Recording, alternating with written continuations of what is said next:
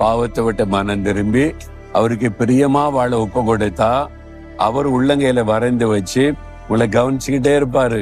உங்களுடைய வாழ்க்கையை அவர் பார்த்துக்கிட்டே இருப்பாரு. உங்களுக்கு ஆபத்து வந்தா பாதுகாப்பு கொடுப்பார். சோர்ந்து போனா தைரியப்படுத்துவார்.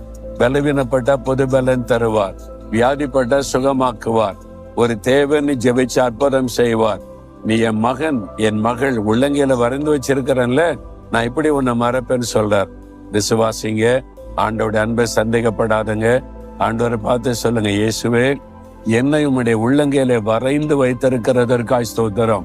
நீர் என்னை மறப்பதும் இல்லை, கைவிடுவதும் இல்லை. இன்றைக்கும் எனக்கு நீங்க அற்புதம் செய்ய போறீங்க.